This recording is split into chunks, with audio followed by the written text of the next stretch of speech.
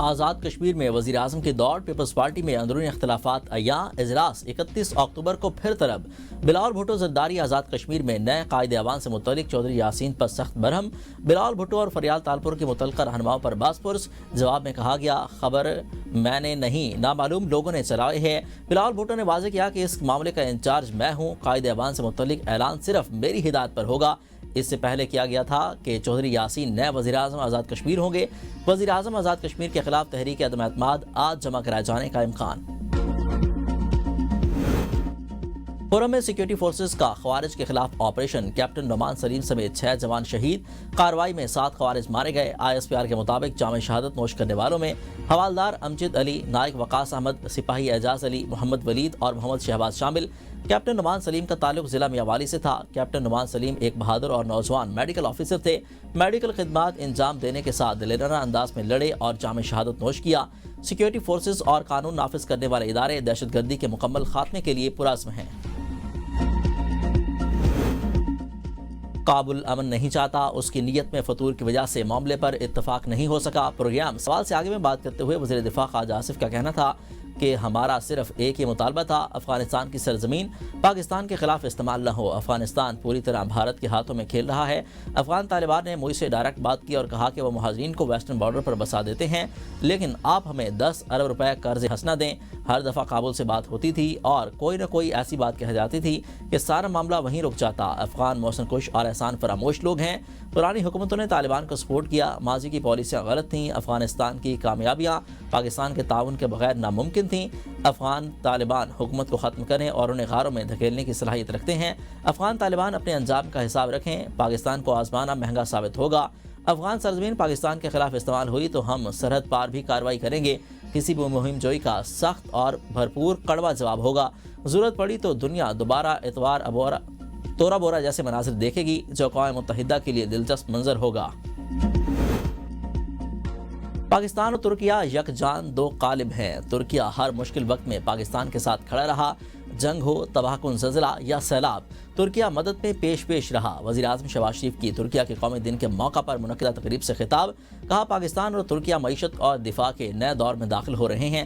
جنگ کے دوران ترکیہ کی قیادت ایک چٹان کی طرح پاکستان کے ساتھ کھڑی رہی۔ دونوں ممالک معاشی، تصویراتی اور دفاعی تعاون میں آگے بڑھ رہے ہیں۔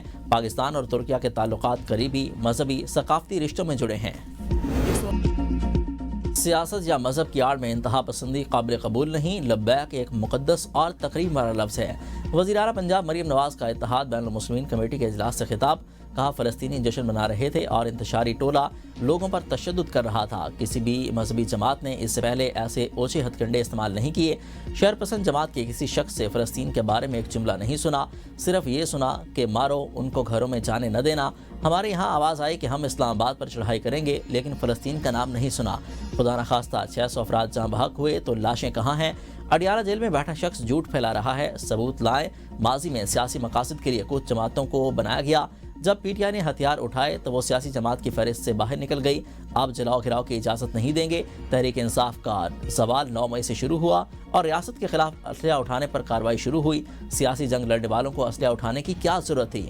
مجرم کو مجرم کی طرح ڈیل کیا جائے گا۔ ہم قانون کے راستے اپنائیں، انتقام نہیں۔ انصاف اور عدل ہمارا ضامن ہے۔ میرے قتل کا فتویٰ دیا گیا اور سوشل میڈیا پر پوسٹ لگائی گئیں کہ اس کی سیکیورٹی والا اسے مار دے گا۔ مذاکرات ناکامی کی ذمہ دار طالبان حکومت ہے، سفارتی کوششوں سے امید رہتی ہے اور ہمیشہ رہنی چاہیے۔ وزیر اطلاعات عطا تارڑ کہتے ہیں افغان طالبان بدنیت ہیں اور یہ دہشت گردوں کو نکیل ڈالنا ہی نہیں چاہتے۔ افغان وزیر خارجہ نے دلی میں بیٹھ کر کس حیثیت سے کشمیر پر بیان دیا؟ پاکستان کا واحد مطالبہ افغان سرزمین پاکستان کے خلاف استعمال نہ ہو۔ افغان طالبان اس بات پر آ ہی نہیں رہے، پاکستان کے خلاف کارروائیاں بند ہوں۔ دہشت گردی کے خلاف تحریر یقین دہانی کی نہ دینا کیا منافقت نہیں؟ افغان سرزمین کے پاکستان کے خلاف استعمال ہونے کے ناقابل تردید شواہد موجود ہیں۔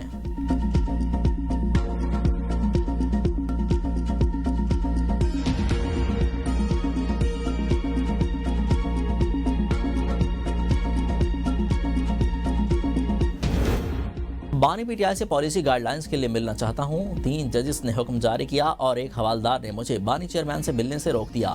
26ویں آئینی ترمیم کے ذریعے عدالتوں کو مفلوج کر دیا گیا۔ وزیر اعلیٰ خیبر پختونخوا سہیل آفریدی کا پشاور ہائی کورٹ بار کی تقریب سے خطاب، کہا میں لایا نہیں گیا بلکہ منتخب کیا گیا ہوں۔ محکمہ داخلہ کو کہا کیا کہ پنجاب اور وفاق کو ملاقات کے لیے خطوط لکھیں۔ میں نے عدالت میں بھی ملاقات کے لیے درخواست دائر کر دی۔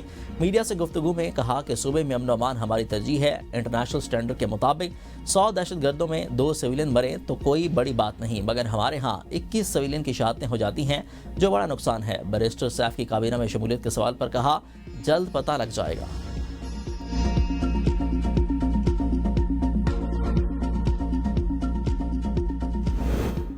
تین رکنی بینچ نے کسی آرڈرز میں یہ نہیں کہا کہ سہیل آفریدی کی ملاقات کرائی جائے۔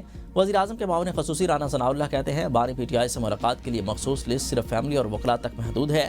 چیف منسٹر کا نام ملاقات لسٹ میں شامل نہیں۔ جیل قوانین کے مطابق قیدی سے صرف وکیل اور فیملی ملاقات کر سکتے ہیں۔ ملاقات کے معاملے پر انتظامیہ اور سیاسی قیادت میں تذبذب پایا جاتا ہے۔ جیل انتظامیہ قانون کے مطابق ملاقات کی اجازت دینے کی پابند ہے۔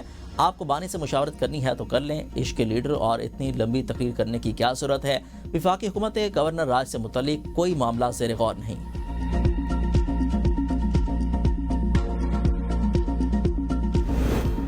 وزیر اعلیٰ سہیل آفریدی کا توہین عدالت کیس دائر کرنے کے لیے اسلام آباد ہائی کورٹ کو خط میں کہا گیا کہ عدالت نے وزیر اعلیٰ کو بانی چیئرمین سے ملاقات کا حکم دیا تھا۔ جیل انتظامیہ نے وزیر اعلیٰ کو ملنے کی اجازت نہیں دی۔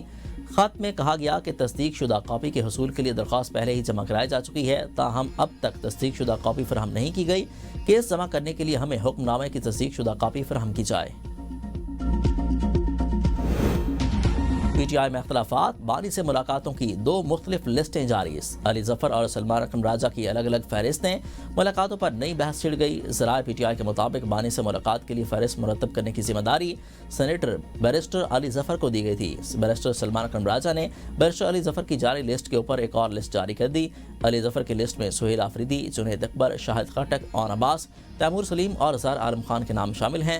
سلمان اکرم راجہ کی فہرست میں سہیل آفریدی، باور سلیم سواتی، اسد کیسر، جنید اکبر اور تیمور سلیم جھگڑا کے نام موجود ہیں۔ پی ٹی آئی وفد کی مولانا فضل الرحمان سے ملاقات، جے قائد حزب اختلافات کے لیے اچک زئی کی حمایت پر رضامند۔ پی ٹی آئی کے پارلیمنٹ میں اپوزیشن کو متحد کرنے کے لیے مولانا سے کردار ادا کرنے کی اپیل۔ محمود خان اچک زئی کی بطور اپوزیشن لیڈر نامزدگی پر اتفاق۔ پی ٹی آئی کی کے پی اسمبلی سے سینٹ کی خالی نشست پر جے سے تعاون کی درخواست۔ قومی جرگہ کے انعقاد کی تجویز پر بھی مولانا فضل الرحمان سے مشاورت۔ مولانا فضل الرحمان کا تجویز کا خیر مقدم۔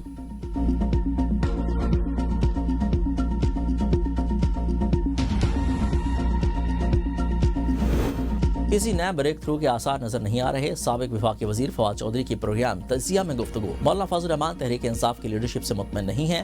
وہ سمجھتے ہیں پی ٹی آئی قیادت سنجیدہ مذاکرات نہیں کر رہی۔ اسد کیسر کوششیں کر رہے ہیں مگر اب بھی اعتماد کا فقدان ہے۔ پی ٹی آئی کو قومی سیاست کرنی چاہیے، فرقہ وارانہ نہیں۔ علی امین گنڈا پور کے جانے سے ماحول کچھ بہتر ہوا۔ پی ٹی آئی کے پاس فی الحال کوئی واضح مذاکراتی حکمت عملی نہیں۔ محمود خان اچک زئی کی نامزدگی پر تحریک انصاف میں بھی اختلافات ہیں۔ ایاز صادق کے ریمارک سے بعد اچک زئی کی بطور اپوزیشن لیڈر نامزدگی مشکل ہے۔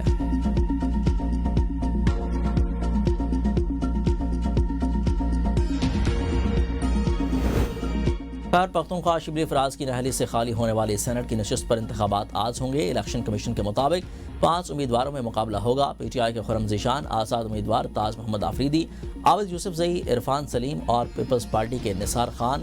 اے این پی انتخابات میں حصہ نہ لینے کا فیصلہ۔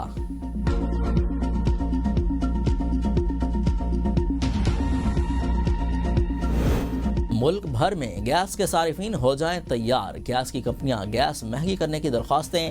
سوئی ناردرن کی گیس 189 روپے، سوئی سدرن کی 125 روپے 41 پیسے فی MMBTU مہنگی کرنے کی درخواست۔ سوئی ناردرن کی درخواست پر 7 نومبر اور سوئی سدرن کی درخواست پر 11 نومبر کو سماعت ہوگی۔ 1 نومبر سے پیٹرولیم مصنوعات مزید مہنگی ہونے کا امکان۔ پیٹرول کی قیمت میں 1 روپے 48 پیسے فی لیٹر بڑھنے کی توقع۔ ہائی سپیڈ ڈیزل 1 روپے 38 پیسے فی لیٹر، جبکہ مٹی کے تیل کی قیمت میں 2 روپے 34 پیسے فی لیٹر اضافے کا امکان۔ کراچی ایئرپورٹ پر نجی ایئر لائن کی بڑی غفلت، طیارے کو بس بنا لیا، سیٹوں سے زیادہ مسافر سوار۔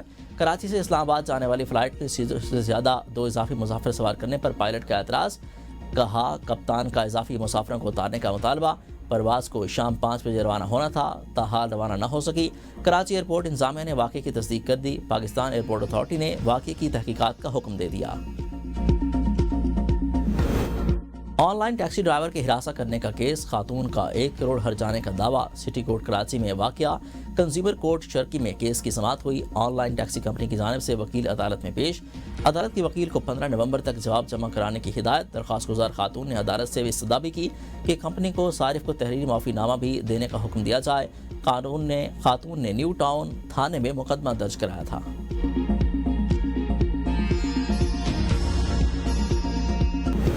افغانیوں کے خلاف گھیرا تنگ، افغان باشندوں کو مکان کرایہ پر دینے والوں کے خلاف کریک ڈاؤن، راولپنڈی، ملتان سمیت دیگر شہروں میں کارروائیاں، راولپنڈی میں 20 مقدمہ درج، افغان باشندوں کو مکان کرایہ پر دینے والے 5 مالک مکان گرفتار، 74 غیر ملکی افغانیوں کو تحویل میں لے کر ہولڈنگ سینٹر منتقل کر دیا گیا۔ کوئی بھی شہری افغان باشندوں کو گھر یا دکان کرایہ پر نہ دیں، مساجد میں اعلانات، شہری مقیم افغان باشندوں کی فوری اطلاع پولیس کو دیں، اطلاع کرنے والوں کو مناسب انعام دیا جائے گا، افغانیوں کو پناہ دینے والوں کے خلاف سخت قانونی کارروائی کی جائے گی۔ جامشورو میں گیسٹرو کی وبا سے 6 اموات، 85 مریضوں میں 15 کی حالت نازک، وزیر اعلیٰ سندھ کا نوٹس، محکمہ صحت اور PPHI کی ٹیمیں متاثرہ گاؤں بھیج دیں۔ گاؤں فیض محمد میں صاف پانی کے واٹر ٹینکر روانہ، مراد علی شاہ کے متاثرہ علاقوں میں سخت نگرانی کی ہدایت۔ حیدرآباد میں ڈینگی کے وار تیز، 24 گھنٹے میں 200 سے زائد کیسز رپورٹ، 3 افراد جاں بحق، 1.5 ماہ میں لمس اسپتال کی لیبارٹری میں 7000 سے زائد ڈینگی کیسز کی تصدیق۔